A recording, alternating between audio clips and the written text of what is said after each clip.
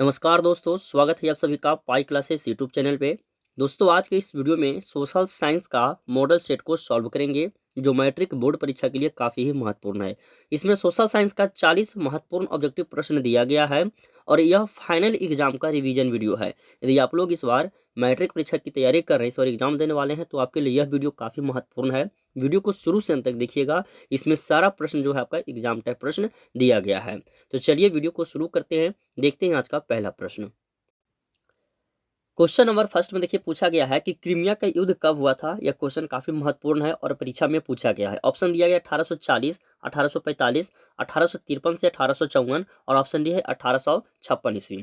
तो याद रखिएगा, क्रीमिया का युद्ध जो है वो 5 अक्टूबर 1853 ईस्वी में हुआ था। तो 1853 से 54 दिया रहता है ऑप्शन में, तो आपको सही करना है 1853 से 54 के बीच में। यदि ऑप्शन में 1853 भी दिया हुआ है और 1854 भी दिया हुआ है, तब हमको कौन सही करना है? तब हमको 1853 सही करना है। ठीक है, यदि 53 से 54 दिया रहता है तो सही हो जाएगा 53 से 54। तो याद रखिएगा कब हुआ था, तो 5 अक्टूबर 1853 ईस्वी। ठीक है, ऑप्शन सी इसका सही होगा। एक प्रश्न का उत्तर हम आप सभी से पूछते हैं, नीचे बताइएगा कमेंट बॉक्स में। दूसरा नंबर प्रश्न का कि इंग्लैंड में समाजवाद का जनक किसे माना जाता है। सभी लोग नीचे कमेंट बॉक्स में बताइएगा। ऑप्शन में दिया गया रॉबर्ट ओवेन को दिया गया ऑप्शन ए, बी है सेंट साइमन को, बी है कार्ल मार्क्स को और डी है चार्ल्स फुरिये को। ठीक है, तो इसका सही आंसर क्या होगा नीचे कमेंट बॉक्स में दीजिएगा। जिनको पता है, पहले पढ़ा चुके हैं। ठीक है, तो सभी लोग का आंसर आना चाहिए।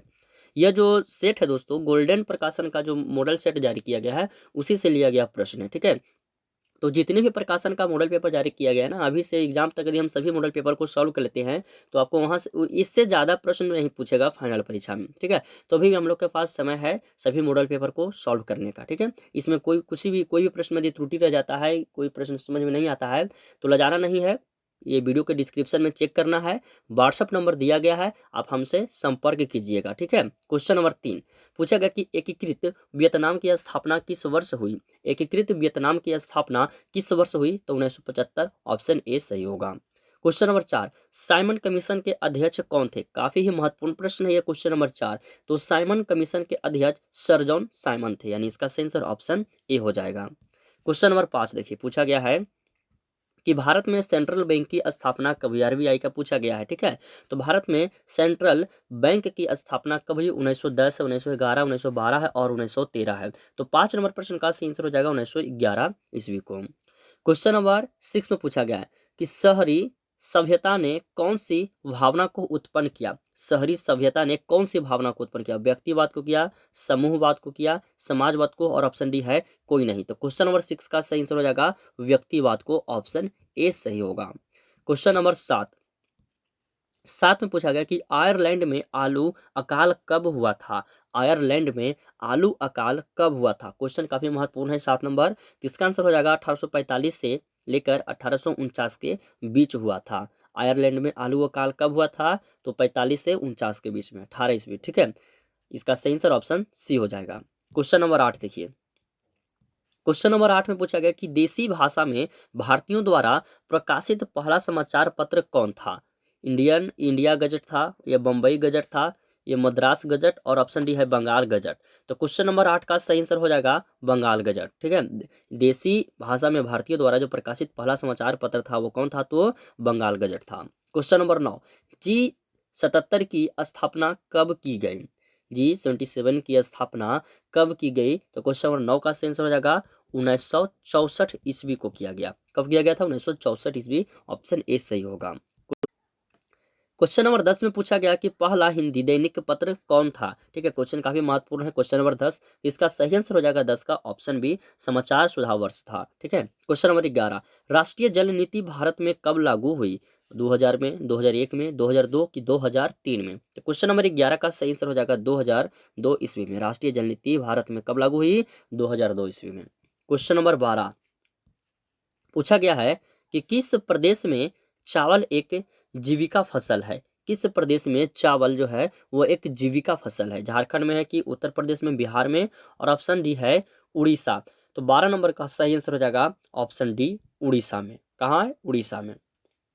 13 नंबर प्रश्न तांबा प्रगलन किस तरह का उद्योग है। तांबा जो है वह किस तरह का उद्योग है। आधारभूत है, सार्वजनिक है, उपभोक्ता है कि सहकारी है। क्वेश्चन नंबर 13 का सही आंसर हो जाएगा ऑप्शन ए आधारभूत उद्योग है। ठीक है। क्वेश्चन नंबर 14 में पूछा गया कि बिहार में रेल वर्कशॉप कहाँ स्थित है। इसे VVI लगा लीजिए, परीक्षा में कई बार यह प्रश्न पूछा गया है। तो बिहार में कहाँ रेल वर्कशॉप है, यही आपसे पूछा गया। तो 14 नंबर प्रश्न का सही आंसर रहेगा जमालपुर में है। कहाँ है, जमालपुर में। क्वेश्चन नंबर 15 में पूछा गया है कि अगहनी फसल का दूसरा नाम क्या है। रबी फसल है, भदई फसल है, भदई यानी कि भादों में जो फसल होता है, रबी फसल, रबी रबी दो बार हो गया, ठीक ना। ऑप्शन डी है इनमें से कोई नहीं। तो 15 का सही आंसर होगा यहाँ पर रबी शायद नहीं दोस्तों, खरीफ फसल होना चाहिए। ठीक है, तो इसका सही आंसर ऑप्शन सी हो जाएगा। अगला क्वेश्चन 16 नंबर प्रश्न में पूछा गया है तल चिन्ह की सहायता से किस स्थान विशेष की मापी गई ऊंचाई को क्या कहते हैं। तल चिन्ह की सहायता से किसी स्थान विशेष की मापी गई ऊंचाई जो है उस ऊंचाई को क्या कहते हैं। स्थानिक ऊंचाई कहते हैं, विशेष ऊंचाई कहते हैं, समोच्च रेखा कहते हैं कि त्रिकोणमितीय स्टेशन कहते हैं। तो 16 नंबर प्रश्न का आंसर हो जाएगा स्थानिक ऊंचाई कहते हैं। तल चिन्ह की सहायता से मापी गई विशेष मापी ऊंचाई को क्या कहते हैं, स्थानिक ऊंचाई कहते हैं। क्वेश्चन नंबर 17 सबसे अधिक आबादी वाली कौन सा जिला है। ऑप्शन में दिया गया भागलपुर, पटना, नालंदा और मुंगेर, सभी बिहार का ही है। तो इसमें जो सबसे आबादी वाला है वो पटना आ जाएगा। ठीक है, और यहाँ से प्रश्न और पूछेगा कि इनमें से कौन जिला का प्रति व्यक्ति आय अधिक है। तो यदि सेम ऑप्शन रहता है तो पटना हो जाएगा। ठीक है। क्वेश्चन नंबर 18 देखिएगा, इनौर पतन किस राज्य में स्थित है। गुजरात में है, गोवा में है, तमिलनाडु में है कि कर्नाटक में है। तो 18 का सही आंसर हो जाएगा ऑप्शन सी तमिलनाडु में है। कहाँ है, तो तमिलनाडु में है। 19 नंबर क्वेश्चन है कि भारत में इस्पात का प्रति व्यक्ति खपत कितना प्रतिशत है। भारत में ये इस्पात का प्रति व्यक्ति खपत कितना प्रतिशत है। 25%, 27%, 30% और ऑप्शन डी है 32%। इसका सही आंसर हो जाएगा 32%, ऑप्शन डी सही होगा। क्वेश्चन नंबर 20 में पूछा गया कि भारत में किस किस्म की कॉफी उगाई जाती है। क्वेश्चन ये काफी महत्वपूर्ण है, इसे VVI लगा लीजिएगा। ठीक है, तो भारत में अरेबिका किस्म की कॉफी उगाई जाती है, यानी इसका आंसर ऑप्शन बी हो जाएगा। क्वेश्चन नंबर 21 देखिए, इनमें से कौन मानव जनित आपदा नहीं है। ऑप्शन पढ़िए, हम आप लोगों को मानव जनित आपदा और प्राकृतिक आपदा के बारे में पढ़ा चुके हैं। ठीक है, तो सुनामी दिया गया यह प्राकृतिक आपदा है। इसका सही आंसर क्या हो जाएगा, ऑप्शन ए हो जाएगा, क्योंकि प्रश्न में पूछा गया मानव जनित आपदा नहीं है। तो सांप्रदायिक दंगे ये सब तो मानव जनित आपदा है, लेकिन सुनामी जो है यह मानव जनित आपदा नहीं है बल्कि प्राकृतिक आपदा है। तो इसका आंसर ऑप्शन ए होगा। क्वेश्चन नंबर 24, बिहार की सबसे बड़ी त्रासदी क्या है। भूस्खलन है, चक्रवात है, बाढ़ है और ऑप्शन डी है सुखाड़ है। तो 22 का सही आंसर हो जाएगा बाढ़ हो जाएगा, ऑप्शन से इसका सही होगा। क्वेश्चन नंबर 23 दिया गया है कि गुड फ्राइडे सुनामी कब आया था। गुड फ्राइडे सुनामी कब आया था। 1961 में आया था, 1962 में, 63 या 64 में, कब आया था। तो 23 का सही आंसर 1964 ईस्वी हो जाएगा। गुड फ्राइडे सुनामी कब आया था, 1964 ईस्वी में आया था। 24 नंबर प्रश्न पूछा गया कि मलबे के नीचे दबे हुए लोगों का पता लगाने के लिए किस यंत्र की मदद ली जाती है। जैसे भूकंप वगैरह आया और उसमें घर वगैरह गिरने के कारण इंसान दब गया, तो उसको पता लगाने के लिए किस यंत्र का उपयोग किया जाएगा। ठीक है, तो 24 का सही आंसर हो जाएगा इंफ्रारेड कैमरा का उपयोग किया जाता है, इसका आंसर ऑप्शन बी होगा।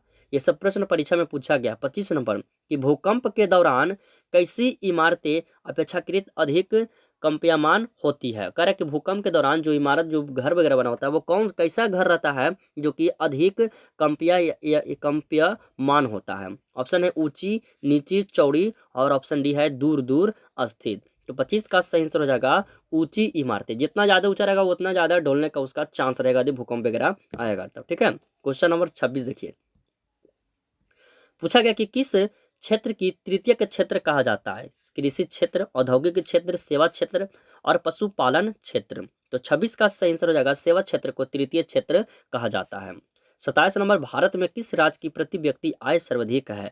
देखिए ये पूछा गया है भारत में। ठीक है, तो बिहार में रहता है तो पटना, यदि भारत का दिया है तो हो जाएगा गोवा, यानी इसका आंसर ऑप्शन डी हो जाएगा।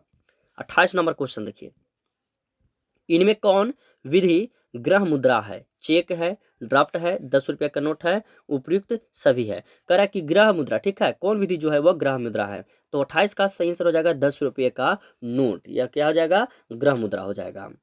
अगला क्वेश्चन देखिएगा 29 नंबर क्वेश्चन कि भारत में कितने राष्ट्रीयकृत बैंक है। 14 है, 19 है, 20 है कि 27 है। तो 29 का सही आंसर हो जाएगा ऑप्शन बी 19 है। राष्ट्रीयकृत बैंक कितने, 19 है। 30 नंबर है कि भारत में राष्ट्रीय उपभोक्ता दिवस कब मनाया जाता है। इसे भी वीवीआई लगा लीजिएगा, परीक्षा में पूछा गया है। तो भारत में राष्ट्रीय उपभोक्ता दिवस जो है वह कब मनाया जाता है, तो 30 का सही आंसर हो जाएगा 24 दिसंबर को। अगला क्वेश्चन 31 नंबर क्वेश्चन, कहीं भी दिक्कत हो आप हमसे पूछिएगा, ठीक ना। क्वेश्चन नंबर 31, 16वीं लोकसभा में महिला सांसदों की संख्या कितनी है। 16वीं लोकसभा में महिलाओं की जो सांसदों की संख्या है वो कितनी है। इसका सही आंसर हो जाएगा 65 है। कितनी है, ऑप्शन बी इसका सही हो जाएगा 65। क्वेश्चन नंबर 32, नेपाल में राजशाही कितने वर्ष तक चली। नेपाल में राजशाही कितने वर्ष तक चली, तो इसका सही आंसर हो जाएगा 240 वर्ष, ऑप्शन डी इसका सही होगा।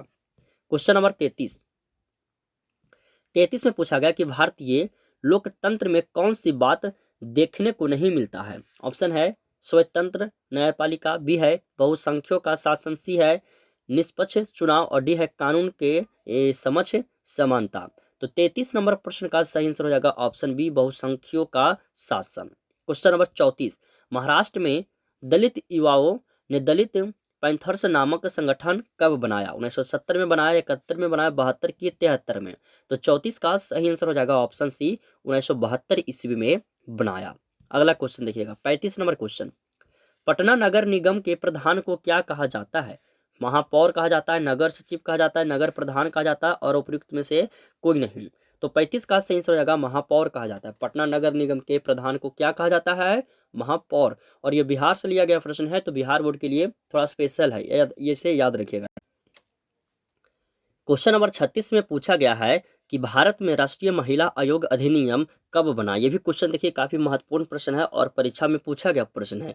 तो क्वेश्चन नंबर 36 का सही आंसर हो जाएगा 1990 ईस्वी में, ठीक है। भारत में राष्ट्रीय महिला आयोग अधिनियम कब बना, तो 1990 ईस्वी में बना। अगला क्वेश्चन देखिएगा 37 नंबर क्वेश्चन, 37 नंबर है नगर निगम के प्रमुख अंगों में एक है। तो नगर निगम के प्रमुख अंगों में एक है, 4 ऑप्शन दिया गया, इनमें से कौन सही होगा। इसका सही आंसर हो जाएगा सशक्त स्थानीय समिति। नगर निगम के प्रमुख अंगों में एक है तो सशक्त स्थानीय समिति, यानी इसका आंसर हो जाएगा ऑप्शन ए। 38 नंबर क्वेश्चन है कि भारत में कौन सी दलीय व्यवस्था है। एक दलीय है, द्विदलीय है, त्रिदलीय है और ऑप्शन डी है बहुदलीय। तो 38 का सही आंसर हो जाएगा ऑप्शन डी बहुदलीय व्यवस्था। क्वेश्चन नंबर 39 पूछा गया कि भारत में चुनाव का सर्वोच्च अधिकारी कौन होता है, ठीक है। भारत में चुनाव का जो सर्वोच्च अधिकारी होता है वो कौन होता है। निर्वाचन आयुक्त होता है या मुख्य निर्वाचन आयुक्त होता है। ऑप्शन सी है राष्ट्रपति और ऑप्शन डी है इनमें से कोई नहीं। तो 39 का सही आंसर हो जाएगा ऑप्शन बी मुख्य निर्वाचन आयुक्त होता है। लास्ट प्रश्न है 40 नंबर, इनमें से किस देश में जल संघर्ष एक मुद्दा बनकर उभरा था, ठीक है। फ्रांस में उभरा था, जर्मनी में, ऑप्शन सी है बोलीविया और डी है पाकिस्तान। तो 40 का सही आंसर हो जाएगा ऑप्शन सी बोलीविया में, ठीक है। इनमें से किस में, तो बोलीविया देश में जल संघर्ष एक मुद्दा बनकर उभरा था, इसका सही आंसर ऑप्शन सी हो जाएगा। तो दोस्तों यह आपका 40 प्रश्न था सोशल साइंस का। कोई भी प्रश्न में आप सभी को दिक्कत हो रहा है, समझ में नहीं आ रहा है या फिर लग रहा है कि गलत है, तो नीचे वीडियो के डिस्क्रिप्शन में चेक कीजिएगा या फिर आप हमें कमेंट के माध्यम से बताइएगा। और वीडियो के डिस्क्रिप्शन में आपका व्हाट्सअप नंबर दिया गया है, आप हमसे संपर्क कर लीजिएगा, ठीक है। और दोस्तों आप सभी लोग पाई क्लासेस मोबाइल एप्लीकेशन को डाउनलोड नहीं किए हैं तो उस एप्लीकेशन को डाउनलोड कर लीजिए।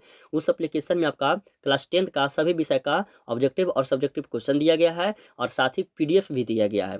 तो आप सभी लोग जाकर के एप्लीकेशन डाउनलोड कीजिए और वहाँ से पीडीएफ को भी डाउनलोड कर लीजिएगा।